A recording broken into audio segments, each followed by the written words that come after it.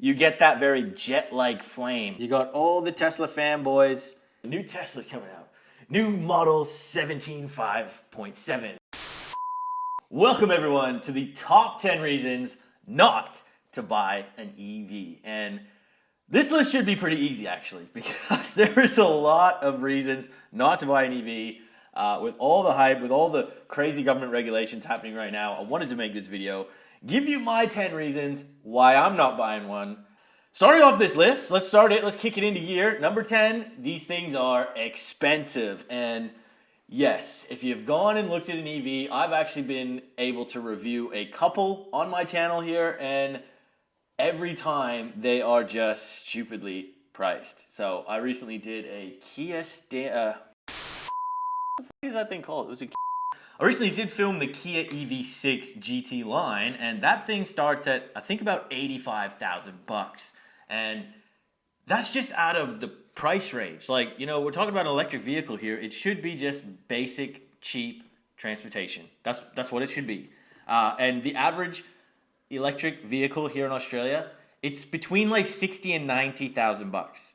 The average petrol vehicle, I think, is around 50 grand. So there's a big price disparity still, and the EVs are more expensive. They just are. Now this brings us to number 9 on why not to buy an EV. And this is one that I personally kind of gel with maybe the most, because as a car reviewer, I always want to feel like, what's the car bringing here? What emotion transfers through the car to the person driving? And with EVs, they don't have emotion. They have lack of character. That is the problem. So, you know, it's basically like, you know, you've got an RC car toy of a Lamborghini. You got an RC toy of a Toyota Camry. You got an RC toy of a bloody dump truck. But when you go and play with it, they all freaking drive the same, because they all are just a battery powering the back wheels. Like, it's the same. So yes, there are different sizes of batteries, there's different power levels, yada, yada, yada, yada. But the purpose of driving, they all feel the same. Some have more power, some, you know, kick you in the seat a little bit more, yes. But they don't have that same, like, mechanical engine feel to it with character, sound. Just, you know, you're not rowing gears. You just you just put your foot down and the thing takes off. You know, some people like it, I guess, but there isn't emotion in it. Now, number 8 on this list, guys, it's slow charging. It's slow charging because, again, when I've been testing some of these electric cars, it is just frustrating to me that even if I go to a supercharger, it is taking like an hour to charge all these cars I've tested personally. So it is not quick process. You know, again, we're going from like under 20% battery to like, you know, 100%. It's been taking me roughly an hour. And it isn't as cheap as you think either to fill it up with the battery, you know, with the charging. When I went to those superchargers, it was about $60 to fill it nearly. So, yeah, it's obviously cheaper than petrol, but we're going to get into this as another point too. It's not as cheap as people think. Yes, you can charge it at home, but you got to have the solar panels, you got to have the batteries to keep it, and that's a whole nother big cost that you got to do in your house. And let's be real, you know, you want to fill up your petrol car, yeah, it might be a bit more expensive, but it takes about 2 minutes. You know, charging your electric car, it's an all-night process at home, or it's like an hour at a supercharger. It is annoying. It's frustrating. You got to plan for it. Now, number 7 is contrary, I guess, to the eye of the beholder, but I feel like all of these EVs are just plain ugly. They're plain ugly. I have yet to see a really sexy, sleek EV, and I don't know if it's just because they don't have a grille or they just keep making these weird spaceship futuristic designs. It's just ugly. Like, everyone I've been in, it's just too much. They've gone too extreme on a lot of the styling cues. You know, just give us something more real, more basic. I don't know. Do you guys agree? I want to hear you guys in the comments on this one, because I personally just haven't really seen a sexy EV. You know, some people love the look of Teslas. I think they look like a fishbowl. You know, it's just too plain inside. It's too minimalist. I don't know. It's not for me. But do you guys agree? Leave a comment. And if so, what's the sexiest EV you think there is out there? So I'm sure there's a couple that might look all right, concepts maybe, but I'm talking about a production thing. I don't like any of them. That's just me. Now, number 6, why you shouldn't buy an EV. Well, let's just get into some of the nasty stuff here because I want to keep you guys engaged on this video, and thermal runaway has got to be one of the most terrifying problems of the electric world here. So this is a process, right, guys, that is not just common with, electric vehicles, but it's a common problem with just basically lithium-ion batteries. And the way these batteries work, you've got thousands of smaller batteries in sort of a bigger battery package. And if one cell malfunctions, so one cell doesn't properly work as it's meant to, it breaks down and it heats up. And when these batteries heat up, they actually expel a huge amount of flammable gas. And so when these are actually all tightly packed into these bigger batteries, the pressure, it can't handle the pressure. And as soon as one battery heats up, then it just starts letting them run away. So that is what you get the thermal runaway name. So it just starts affecting one cell, and then it's 5 cells, and then it's 10 cells, and then the whole thing is ignited. And yes, these videos, guys, like this is real stuff. And again, because of all the gases that get expelled when these batteries heat up and they start spontaneously combusting, essentially, you get that very jet-like flame where it's just, it's shooting out. And this is scary stuff, man. This is probably the scariest kind of stuff. Honestly, it's probably the number one reason why I wouldn't buy one, but we're bringing it in early here. So again, here's another fun fact from a firefighter. These are from firefighters in Oz. It's a statistic done on the news. To put out an average vehicle fire, so your standard petrol or diesel, it goes on fire, okay? Something bad happens. You're in an accident. Takes roughly 1,600 liters to put it out. Take your typical electric vehicle. These firefighters say it takes almost 30,000 liters of water to try and put it out. And essentially, these things are spewing a lot of toxic fumes. So the firefighters have to wear different protection if there's an EV fire involved. And the heat is so intense on these flames that it's very difficult for them to put it out. They basically just have to let it burn off, get it out of the way of wherever it is. And yeah, it's scary stuff. And you think if this is going to be everyone's vehicle, we might be in some trouble. I don't know. I think they need to figure this stuff out a little bit more. Now, the 5th reason here, this is another one that I just have always thought this way, and I think maybe that's because I just know how the world works, maybe. It's energy prices, because let's just get real. Energy prices have just continued to go up. I recently watched on the news here in Australia, the energy regulator, so the Australian energy regulator has just announced, literally 2 months ago, we will be seeing an energy price rise from 20 to 25% in the next year. 20 to 25%. And apparently the reason, due to inflation. So you can only imagine in, say, another 10 years, in another 15 years, what we are going to be paying for electricity, especially in this sort of wokeism world we're living in, where they are trying to eliminate natural gas in the house, stovetops, heating the home. Everything in the home now has to be electric. They want electric vehicles out front. It's, we are going to be so reliant on electricity soon, which we already are, again, but the fact we're going to be even more reliant, it is like you're up for grabs for whatever the price of electricity is. You're just going to have to pay it. And it is, I think that's the scary thing, is that if there's no other options, now we've got natural gas, we've got petrol, we've got other ways to heat the home, we've got other ways to drive transportation. If everything's electric, it becomes a bit of a monopoly here, and that's scary for me personally. So I think the constant rise of energy prices is very scary, and that's a reason why I'm a bit turned off of only going solely electric here. Now, number 4 is EV resale figures, because selling these EVs, it's not happening very well right now. We've got data provided by Cox Automotive here in Australia, and they showed that EVs under 4 years of age have gone down 25% year on year. Versus the overall used market, it's only dropped 3.4%. That is the thing, guys, right? You're buying a petrol car that's used. Generally, a lot of the depreciation has already been gone out of it, and people are just wanting the petrol, So a car that's 3 or 4 years old, petrol, it's actually holding its value much higher because, I think people are starting to realize, man, like we might not have this car in the next 4 or 5 years, maybe even sooner, unfortunately. And the prices are just holding firm. Where when it comes to EVs, literally they're going down 25% like all the time.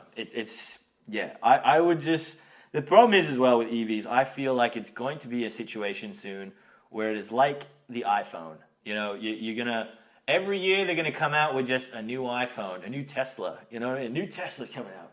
New model 17.5.7 or whatever the hell it is. And it's essentially going to be like, okay, let's get rid of the old one, and I want the new one. Gimme. It's like it's just the way that we work. It's the way the world happens. Everyone wants the newest, the latest, the greatest, and they don't want the old crap. You look at an iPhone that's freaking 4 years old.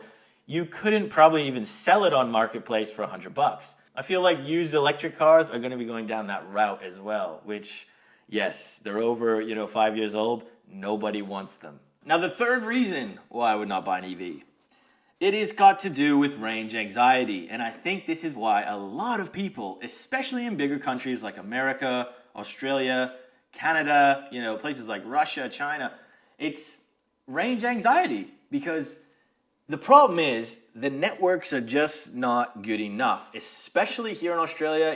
You could say in America, some places in Europe, they're getting a lot better. But it's still not good enough. It's just not good enough. Petrol stations, there's one every freaking kilometer. It's very hard to miss a petrol station. If you need one, you can find one. When you're talking about getting a charging station, you're out on a long road trip. You're in a different city that you're not used to. It can be very stressful and it can be very difficult. You really have to plan. You really have to know where you're going. And sometimes a lot of these places, they don't actually even work. I had a situation in that EV6 where I went to 3 different power charging stations. 3 that the car told me I could go and charge my car there. One was broken. One was a very slow free charger that I would have been there for about 28 hours to charge the car. The other one was a Woolworths grocery store charging station, which you needed some special card to actually use, which I did not have. And then by the time I actually found one that I could use, it still took over an hour, and I had spent about an hour looking for the damn station. Luckily, I didn't run out of juice, but I was getting pretty stressed by the 3rd time then I couldn't charge the car. So it's a real fear, and everyone I've talked to who has driven an electric car always says range anxiety is scary. And number 2 is one that I quite like because a lot of people just don't think about this problem, and it's EV tire costs. Because, guys, there's a significant difference here in terms of price, how they wear out, how they're actually designed, and you have to factor in because these EVs with their batteries, they weigh significantly more than their petrol counterparts. So, it's not uncommon.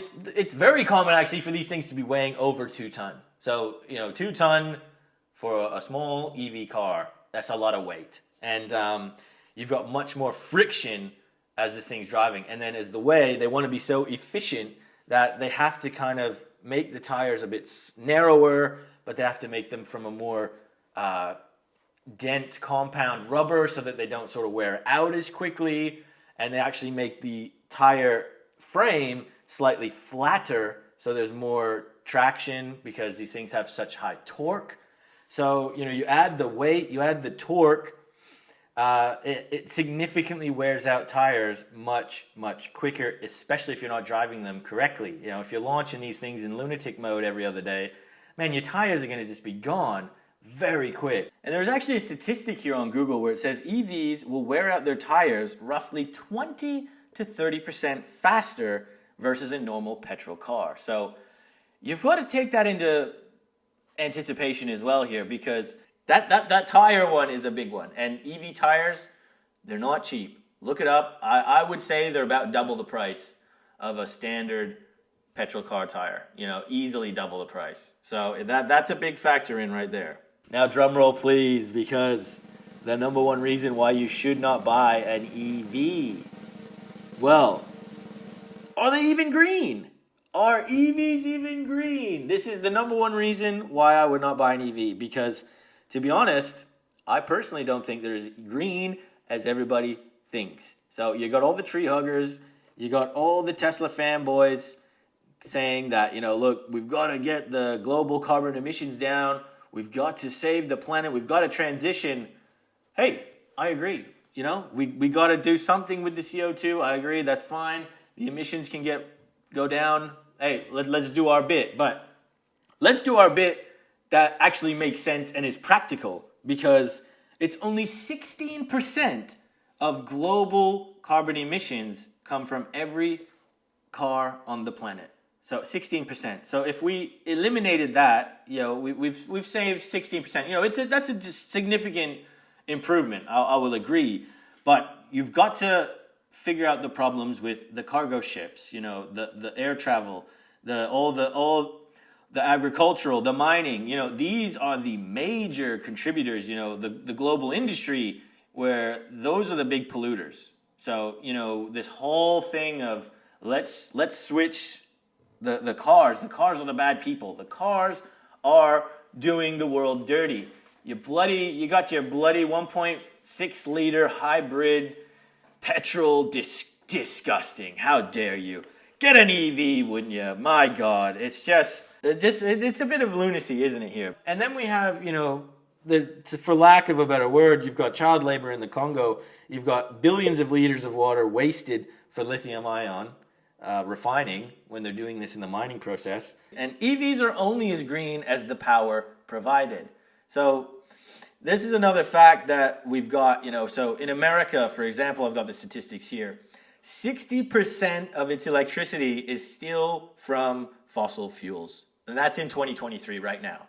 So you might have a Tesla. You might be doing your bit.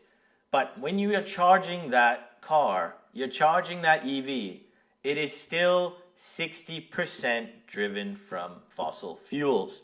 So it's 60% of fossil fuels in Australia. I would say Australia is probably even more. Another fact here again is that when they're actually producing, so manufacturing these EVs, it's 60% more carbon pollution. So there's 60% more carbon emitted while making an EV versus a standard petrol vehicle.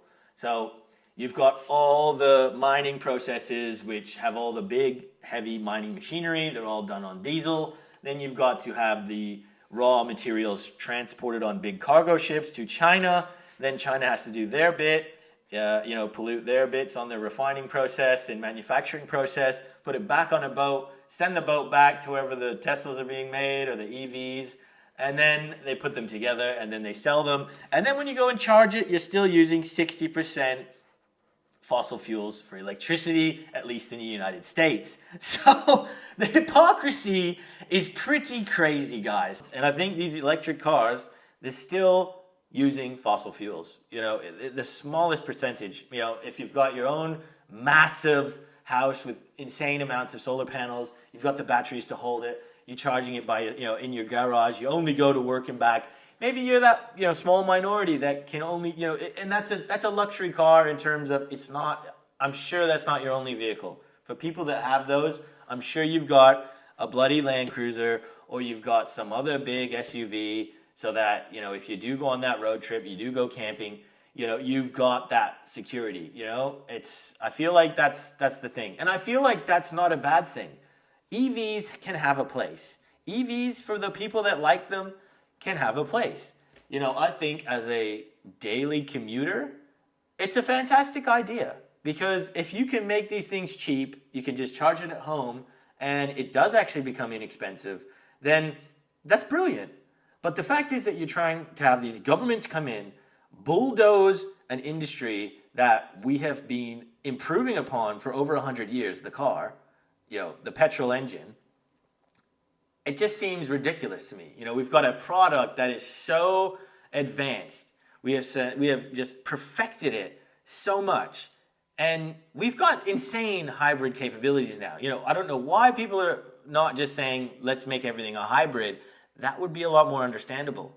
The fact that we're trying to push away from that and go purely electric really is the big concern for me personally. And there's an agenda behind it, I believe. Maybe that's for another rant video. But that's my top 10 reasons, guys, not to buy an EV. You won't see me in an EV. And yeah, petrol power, baby. I don't know. That's me. I love it. Leave me your 10 reasons why you don't like it in the comments. Maybe give me a fact.